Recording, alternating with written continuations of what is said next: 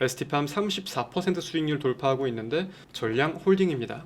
그래서 많은 분들이 또 궁금해하시는 게, 아니 이번 주 초에 중장기 종목이나 뭐다 종목을 들어간다고 하는데 FOMC 결과는 보고 들어가야 하는 거 아니냐, 이렇게 여쭤보시는 분들도 꽤나 계세요. 걱정을 하시는 분도 계시고. 자, 조금 한 끗을 비틀어서 생각해 볼 필요가 있습니다.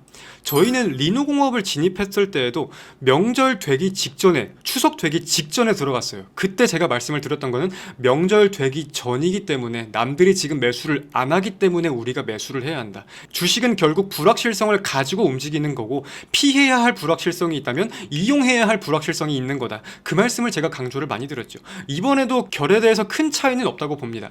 저희가 현재 진입을 하려고 준비를 하는 종목들은 결국 유동성이 공급이 되고 유동성 장세가 만들어지는 거에 대해서 가장 수혜를 많이 볼 수 있는 종목들일 거예요. 제약바이오에 대한 관점은 말씀드리지 않아도 잘 알 거고, AI에 대한 내용을 본다고 하더라도 사실상 시장을 계속해서 끌어가는 중추적인 핵심적인 역할을 하고 있는 견인 테마입니다. 그죠? 근데 유동성 공급에 대한 내용이 이제 해소가 된다고 하면 다시 시장은 AI와 관련된 부분에 대해서 가장 집중을 할 수밖에 없는 구조가 나올 거예요. 그럼 그 전에 진입을 해야 된다는 게 저의 생각인 거고, 물론 이렇게 볼 수도 있죠. 아니 금리가 동결이 될 수도 있고, FOMC 점도표를 볼 때 당연히 우려가 반영되고 증시가 많이 빠질 수도 있잖아. 당연히 그럴 수도 있죠. 근데 저희가 지금 진입하는 종목이 그래서 FOMC를 가지고 증시가 밀리면 손절할 종목을 들어가는 게 아니잖아요. 어차피 분위기는 다시금 조성이 될 거고 유동성이 공급이 돼야 한다는 것은 거진 기정사실이라고 보고 있습니다. 그 시기에 대한 문제는 조금 있겠지만, 근데 그러면은 이번 FOMC가 어떻게 될지는 아무도 모르겠지만, 그거를 놓칠 바에 한 번 충격이 온다고 하면 한 번 더 살 수 있는 종목으로 좀 더 길게 가져가더라도 기회를 조금 더 크게 잡을 수 있는 그런 종목군을 가져간다고 하면은 우리가 FOMC 전에 1차 매수를 해야 된다는 게 지금 저의 생각인 거예요. 시장에는 피해야 할 불확실성이 있다면 이용해야 할 불확실성이 있다라고 저는 분명하게 생각을 합니다. 물론 뭐 FOMC 점도표를 볼 때 내년도 금리 인하 생각보다 많이 안 하겠는데, 이렇게 생각을 할 수도 있을 거예요. 저희가 상상하지 못한 변수가 어떻게 등장할지 모르는 것도 맞겠지. 조금 더 오버를 한다고 하면은 이번에 금리 인상이 될 수도 있겠지. 미래니까 모르는 거니까. 근데 그러한 확률에 대한 내용을 본다고 했을 때 베팅에 대한 시기는 왔다. 본격적으로 12월 8일 오늘자의 VIP 전용 비공개 방송을 시작해 보겠습니다. 자, 전거래일 미국 증시 한번 살펴봅시다. 미국의 3대 증시가 강보합으로 마무리되었어요. 다우지수가 0.22%, 나스닥 종합은 0.31%, S&P 500은 0.19%, 필라델피아 반도체 지수는 1.09% 상승했습니다.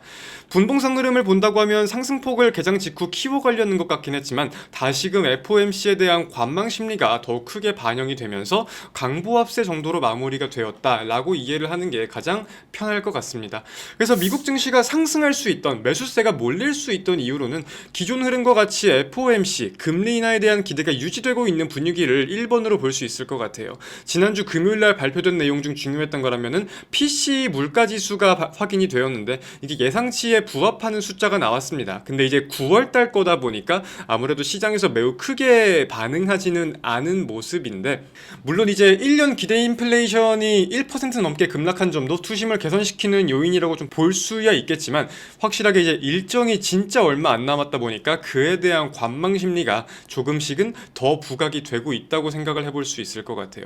FOMC는 대한민국 시간 기준으로 목요일 새벽날에 발표가 됩니다. 저도 그래서 목요일 방송에서 자세한 내용들을 우리가 보면서 말씀을 나눌 것 같은데, 일단 지금으로서 우리가 알아볼 수 있는 내용들은 다 알아보고 있다고 생각을 해요. 결국 지금까지 발표되고 있는 지표가 가리키는 방향이 금리 인하인 것은 사실이라고 생각을 합니다. 계속해서 저는 지표 특정 인물, 위원, 발언, 해석 이런 게 아니라 지표, 숫자가 매우 중요하단 말씀만을 좀 고집해 왔는데, 그러한 지표들의 흐름을 볼 때에는 금리 동결보다는 인하에 가까운 축으로 가고 있는 게 사실인 것 같다 라고 정리해 볼 수 있겠습니다. 자, 그렇다면 우리가 이 금리 인하를 호재로서 받아들이는 이유는 뭘까? 어렵게 생각할 거 없이 결국은 달러가 하락하고 유동성이 증가하는 대표적인 내용이기 때문에 그렇잖아요. 같은 이치이기도 하고. 그럼 우리가 그렇게 중요하게 보는 유동성은 현재 어떠한 상황이냐? 사실 10월, 11월 시장의 유동성이 메말라가고 있음은 우리 모두가 알고 있었습니다. 제가 방송을 통해서 거진 매일같이 말씀을 드렸죠. 그리고 이어가지고 강조를 많이 드렸던 거는 12월 1일부터 연준의 양적 긴축이 종료된다는 사실은 또한 모두가 알고 있었어요. 그래서 이런 효과에 대해서는 우리가 사실 지금 당장 판단을 할 수는 없어요. 최소한 2, 3개월은 보고 미국의 유동성에 대해서 더 자세히 면밀히 해석해보는 게 중요할 텐데 지금으로서도 분명히 차이가 있는 부분들이 있기는 있는 것 같습니다. 먼저 제가 조금 놀랍게 봤던 부분은 연준의 스탠딩 레포에 대한 수요예요. 흔히 우리가 이걸 SRF라고 부르는데 이 SRF, 스탠딩 레포에 대한 내용을 보면은 주요 딜러들이 보유하고 있는 미국 채나 미국 채와 유사한 주요 상품들을 담보로 맡기고 시중은행이 아니라 연준으로부터 현금을 빌리는 제도입니다. 그러니까 돈이 급하니까, 돈이 필요하니까 연준의 돈을 직접 요구하는 개념이라고 이해를 하면 편할 거예요. 근데 이게 10월달, 11월달 시장의 유동성이 부족하다 보니까 꽤나 급증하는 모습을 보였었는데 12월 1일 양적 긴축이 종료되면서 다시금 급하게 하락하고 바닥으로 내려오는 모습을 보이고 있습니다. 이게 양적 긴축이 종료가 되면서 곧바로 기업들의 자금 경색난이 풀어졌다, 해소가 되고 있다, 이렇게 보기에는 사실 굉장히 섣불러요. 근데 단기 자금 시장의 유동성 압박이 해소될 것이라는 전망은 분명하게 좀 확인이 되고 있는 상황이 아닌가라고 생각을 합니다. 그런 전망이 꽤나 강해지고 있는 거죠. 아마 12월 금리 인하에 대한 기대도 한몫을 하고 있다 보니까 주요 딜러들 입장에서도 기업들 입장에서도 급하게 담보를 맡기면서 연준에 돈을 빌릴 필요는 없겠구나, 이렇게 해석되는 경우들도 있을 거고, 무튼 그래서 이런 거는 우리가 좀 긍정적으로 해석을 할 수 있을 것 같아요. 그리고 제가 강조를 좀 많이 들었던 거는 연준의 TGA 잔고에 대해서 말씀을 많이 들었었는데 사실 아직까지 명확한 방향을 좀 잡지는 못했다라고 생각을 합니다. 양적 긴축이 종료된 후에 유동성 공급 방안에 대한 방향이 아직 뚜렷하게 나오지는 못했잖아요. 이건 아마 금리 인하를 시발점으로 해서 더 자세한 내용들이 나올 수 있지 않을까 보는데 아마 수개월 내로는 방향이 정해지진 않을까 싶어요. 연준의 TGA 잔고가 감소한다는 것은 연준에서 돈을 풀면서 시장의 유동성을 공급한다는 걸 의미한다고 이해하면 됩니다. 그래서 감소하고 있는 추세인 것은 맞으니까 그 흐름을 좀 따라갈 수 있을지, 저는 개인적으로 계속 감소 추세를 보일 거라고 보는데 이런 내용들이 좀 추가적으로 나올 수 있을지 보는 게 중요할 것 같습니다. 이번 FOMC 후 이제 다음 중요한 통화정책 회의로는 일본의 BOJ, 일본의 금리 인상 여부가 결정되는 회의가 있겠죠. 12월 20일 전일 거예요. 중순쯤으로 제가 기억을 하는데 일본 같은 경우도 국채 금리가 지금 객관적으로 상승하는 방향인 건 맞습니다. 중장기적으로 봤을 때. 근데 우리가 최근에 좀 함께 분석을 했듯이 지금 시장은 그에 대한 우려를 크게 반영하지는 않고 있는 것 같아. 이 안에서는 그러면은 1회만 인상할 수 있는 가능성이나 다카이치 총리가 최근에 경제 활성화 정책을 펼치고 있다 보니까 금리 인상에 대한 충격은 제한적일까라고 보는 시선이 아직까지는 많은 것 같다, 이렇게 생각을 좀 하고 있습니다. 그래서 일단 지금은 우리가 전반적인 금융시장을 볼 때 환경이 점점 좋아지고 있음에 주목할 필요가 있는 것 같아요. 점점 우리가 주식의 비중을 높일 수 있는 환경이 만들어지고 있다는 것도 전 여전히 유효하게 생각을 하기 때문에 이번 주 예고 드린 대로 현금소진 중장기 종목 매집 시작하겠습니다. 자, 지금 다들 아시다시피 이 방송은 VIP 전용 방송입니다. 즉 지금 이 방송을 시청하시는 분들은 모조리 다 저희의 회원분들이신 거예요. 먼저 저는 AP투자연구소의 VIP 리딩을 총괄하고 있는 이호수입니다. 올해 1월부터 현재까지의 VIP 매매 결과가 곧 저를 증명합니다. 근데 제가 좀 드리고 싶은 말씀은 뭐냐, 참고로 저는 재미가 있는 사람은 아닙니다. 여러분의 소중한 투자금이 실시간으로 움직이고 있는 그러한 전쟁터에서 농담 따먹기를 할 정도로 제가 여유를 부리지는 못합니다. 더불어서는 제 방송이 조금 다소 어렵다고 느끼실 수도 있을 거예요. 그치만 그럼에도 분명하게 시청하는 것을 권장드립니다. 꼭 실시간이 아니더라도 뒤늦게라도 시청을 하고 이해하시려고 해야 한다고 분명하게 말씀을 드립니다. 시장이 어떻게 흘러가는지, 저희의 방향성은 어떻게 되는지, 이놈들의 매매 전략은 무엇이고 계획은 무엇인지, 이 모든 내용은 VIP 비공개 방송을 통해서만 알 수 있으니까요. 여러분들은 주식으로 돈을 벌기 위한 미래를 원하시잖아요. 그리고 감사하게도 저희를 믿고 가입을 해주신 거고, 근데 이제 이 서비스를 100%건 200%건 그 이상 활용하시는 것은 회원분들의 몫이라고 좀 생각을 합니다. 저는 언제나 그렇듯 이 악물고 여러분들과 함께 시장을 이겨나가 보겠습니다. 그렇기에 우리 신규 회원분들이 분명히 좀 명심을 해주셨으면 하는 부분은, 실시간 방송 시청이 어렵다면 퇴근 후에라도 꼭 시청을 해주세요. 그리고 꼭 비중은 지키면서 매매해주세요. 마지막으로는 불나방처럼 하는 개인 매매는 조금은 자제해주세요. 쉬어갈 때는 조금 쉬어가더라도 해야 될 때가 오면 저희는 또 정신없이 매매를 합니다. 이런 부분들을 분명하게 명심을 해주십사 말씀을 드리면서 VIP 전용 방송 오늘도 본격적으로 한번 시작을 해보겠습니다. 자, 12월 8일 국내 증시 개장했습니다. 자, 그리고 저희 보유하고 있는 스윙 중장기 종목 ST팜의 수익률이 오늘 대체 거래소에서 수급이 좀 몰리면서 30%를 소폭 웃돌려는 모습 보이고 있습니다. 자, 어렵게 생각할 거 없습니다. 한 주도 뺏기지 않습니다. 뭐 기술적인 흐름에 큰 의미를 두는 건 아닌데 지금 뭐 이런 자리를 돌파했다고 해서 보유하는 거다 이런 건 아니고요. 여기서 눌린다고 하더라도 전량 보유를 할 겁니다. 근데 이제 연말이 다가오면서 외국인의 수급이 분명히 좀 의미가 굉장히 강하다. 이 포인트는 보유하고 계신 분들이라면 모두가 알고 계실 거고, 저희가 원하고자 했던 관점도 하나하나 시장에서 조금씩 목소리가 커진다고 저는 생각을 하고 있어요. 생물보안법에 대한 내용도 그럴 거고, 임상에 대한 내용, 그리고 기술 이전에 대한 내용이 추가적으로 지금 언급이 되고 있는 건 아니지만 지금 분위기가 조성되고 있는 걸 보면은 R&A 시장 자체에서 ST팜이 좀 부각이 되려는 모습들을 꽤나 보이고 있는 것 같습니다. 지난주 금요일날 알테오젠의 급락과 함께 무너지지 않은 제약바이오가 거의 없어요. 손에 꼽을 정도인데 그 중에 하나가 ST팜이다. 그만큼 시장에서 매도보다 매수가 더 부각되고 있는 모습임을 인지하고 있다면 단기적으로 여기서 음봉이 나오든 양봉이 나오건 어떤 모습을 보이건 우리의 보유 관점이 조금 더 부각이 될지 지켜보면서 차분하게 보겠습니다. 그래서 지금 이제 기존 정고점을 돌파하면서 저희의 수익률이 커지고 있는 상황인데 차분하게 잘 지켜보겠습니다. ST팜 같은 경우는 최근 추세를 상단 돌파해준 후에 확실하게 일평균 거래대금이 늘기는 늘었어요. 시장의 관심이 확실히 조금 늘어나긴 했다는 뜻이고, 저희는 뭐 관심 받지 않을 때 바닥에서 잡아놨으니까 저희 평단이 94,500원이죠.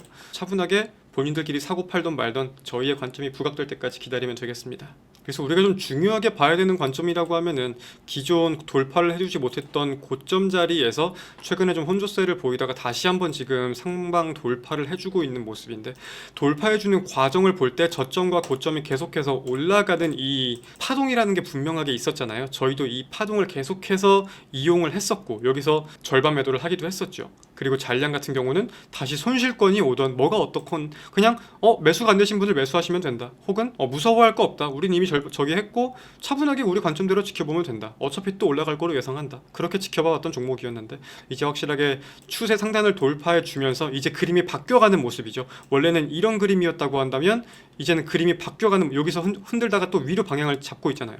그럼 오늘자의 캔들이 또 새로운 추세의 기준봉이 돼줄지 여부가 매우 중요하지 않을까 생각을 합니다. 그래서 오늘 같은 경우는 그 캔들이 좀 의미가 좀 있을 거라고 생각을 하는데, 거래대금도 지금 실시간으로 한 400억 가까이 들어오는 걸 보면은 적지 않게 들어오는 것 같고 한 1000억 정도 오늘 예상할 수 있을 것 같다고 저는 보이는데, 오늘자의 캔들의 의미가 매우 강할 거라고 봐요. ST팜 34% 수익률 돌파하고 있는데 전량 홀딩입니다. 자, ST팜 세네. ST팜은 일단 오늘 종가까지 봅시다. 어떤 움직임으로 마무리가 되는지 보고 12월 8일 오늘자의 캔들을 어떻게 해석해야 될지는 제가 내일 방송에서 자세히 말씀드리겠습니다. 저도 일단 오늘 종가까지 흐름을 봐야 좀 알 것 같아서, 이 흐름대로만 가면은 오늘 40% 수익률 돌파할 수도 있겠는데요. 지금 벌써 36%를 넘어가고 있네. 소리 소문 없이 진짜 강하네. LS마린 솔루션도 매수에 대한 차익 실현 물량이 일부 나오는 모습. 아무래도 금요일날 외국인의 매수 대금도 최근 규모 대비 훨씬 컸었고 거래 대금도 근래 추세 대비해서 가장 높은 거래 대금이 들어왔다 보니까 일부 매도 물량이 나오는 것은 지극히 자연적인 현상이라고 생각을 합니다. 근데 저희 매수가를 따로 건드리지 않는 선에서는, 뭐 5일선 추세를 이탈하지 않는 선에서는 차분하게 저희 관점 지켜보면서 전량 홀딩 유지하겠습니다. 자, LS마린 솔루션 관점 한번 복귀해 보겠습니다. 화요일날 현금 소진을 한다는 기조로 또 이제 진입을 하면서 차분하게 조금 보유 관점을 계속 이어갔던 종목이에요. 단기 종목이지만 눌려도 크게 걱정되지 않는 종목 중에 하나다라고 제가 좀 자신있게 말씀드렸던 기억이 있기도 있습니다. 그리고 1차 매도에 대한 관점을 가지고 볼 때 한 3만원 선 부근의 가격, 기존 상단 부근에서의 우리는 절반 매도를 고려하고 있다. 그리고 잔량은 그 이후 흐름을 좀 더 차분히 보면서 대응할 거다. 이렇게 말씀을 계속 드렸었는데, 지난주 금요일 오후에 말씀드린 가격까지 상승해주는 모습임에 계획대로 전략대로 크게 어렵게 생각할 거 없이 절반은 차익 실현을 진행했습니다. 자, LS마린 솔루션, 그럼 지난주 화요일날 우리가 매수할 수 있던 이유는 무엇이었나? 첫 번째로는 이 종목에 대한 관점을 볼 때 AI 버블론을 가지고 전력이던 로봇이던 뭐던 수많은 테마들이 빠졌잖아요. 하지만 이제 하나하나 다시금 그 테마들이 원상 복귀를 해주려는 모습임에 대한 순환매. LS마린솔루션은 해저 케이블과 관련해 가지고 국내 증시에서 꽤나 부각이 되고 있던 종목이었습니다. 그래서 이런 관점이 하나 있었을 것이고, 근데 그 와중에 해저 케이블도 다양한 테마들이 있기는 한데 LS마린솔루션을 주목할 수 있던 이유는 LS 그룹이 최근에 미국 시장 해저 케이블 진출에 대해서 의지가 꽤나 강력하게 조금 드러났다고 저는 좀 생각을 많이 하고 있었어요. 근데 그러한 관점으로 볼 때 최대 수혜주는 LS마린솔루션이었고 외국인과 기관의 수급도 꽤나 공격적으로 들어오고 있다라고 저는 판단을 했기 때문에 그에 대한 관점이 꽤나 컸습니다. 그래서 LS마린솔루션 개별적인 공시를 본다고 하더라도 교환사채를 최근에 발행을 했었어요. 보면은 교환사채권을 발행을 하고 자기 주식을 처분하는 부분들이 있었습니다. 분명히 공시 제목만 보면은 우리가 악재라고 해석을 해야 될 건데 이 내용을 좀 자세히 들어가 보면은 기업에서 기존 주주에게 가장 탈 없이 자금을 조달할 수 있는 방법에 대한 과정이 너무나 자세히 나와 있기도 했었고, 그에 대한 목적을 볼 때에도 추가적인 신규 공장 증설이라는 목적이 확실했기 때문에 다른 목적이 아닌 딱 신규 공장 증설만을 위해 사용되는 목적이었기 때문에 캐파 증설에 대해서 오히려 악재가 아니라 기대감을 조금 우리가 가져갈 수 있는 부분이 아닐까라고 해석을 했었습니다. 그래가지고 이런 다양한 관점들을 가지고 LS마린솔루션에 대해서 저희가 1차 진입을 화요일날 했던 것이겠죠. 그래서 기술적인 관점에서도 크게 뭐 어렵게 봤던 거는 조금 없었어요. 변동성이 점점 줄어들고 있는 구간이었고 저희가 이제 진입한 구간이라고 하면은 추세 중간 정도 되는 구간이었습니다. 근데 추세 중간 정도 되는 구간에서 최근에 이제 조금 기준봉을 세웠다고 볼 수 있는 자리에 종가 자리잖아요. 그래서 여기서 눌렸다가 돌파를 해주건 바로 돌파를 해주건 우리가 분명히 짧게 기존 상단까지 먹을 수 있는 관점은 나올 것 같다. 이게 1차적이었고 이제 여기서 2차적으로 우리가 그럼 봐야 되는 관점은 뭐냐, 우리가 원래 해저 케이블이 되었건 뭐 이제 정책에 대한 수혜도 좀 국민 성장 펀드가 되었던 혹은 전력 에너지 고속도로가 되었건 추가적으로 부각될 수 있는 여지가 좀 많다고 보거든요. 그렇기 때문에 LS그룹 회장도 뭐 최근에 매수를 하는 등 관심을 꽤나 높이 보이고 있는 거고, 그래서 그런 관점으로 좀 본다고 했을 때 이제 기술적인 관점으로 우리가 먹을 수 있는 건 먹었고 이제 이 종목의 모멘텀이 한 번 더 개별적으로 부각이 되면서 슈팅이 나와줄 건지 상단 돌파를 해줄 수 있을 것인지 그 관점을 보면서 우리가 딱 대응을 하면 될 것 같습니다. 만약에 뭐 부각이 좀 안 되고 5일선을 이탈해서 우리 매수가를 좀 위협하려고 하면은 우리는 이미 1차 매도를 안전하게 해놨기 때문에 수익 마감을 하면 되는 것일 거고, 그게 아니고 확실하게 좀 부각이 되는 모습인 것 같다 하면은 더 높은 구간에서 상단 부근이든 상단 돌파 이후든 또 우리가 그럼 차분하게 먹으면 될 것이고 딱 이렇게 리스크 없이 정리를 하면 될 것 같아요. 그래서 LS마린솔루션에 대한 매수 관점, 매도 관점, 그리고 현재 보유하고 있는 관점까지는 이렇게 딱 정리해 볼 수 있겠습니다. 일단 절반 매도 고생들 하셨습니다. 축하드리겠고요. 또 추가적으로 우리가 할 수 있는 것들 잘 해봅시다. 이번 주. 자, 이번 주에는 말씀드렸듯이 신규 종목 편입을 합니다. 제가 생각하기에 좀 자세한 시점은 오늘 오후 뭐 혹은 내일 늦으면 수요일, 어차피 예고돼 있던 종목이고 예고돼 있던 시점이고 예고돼 있던 현금 소진이기 때문에 크게 어렵게 생각할 거 없이 차분하게 저희는 현금 소진 시작합니다.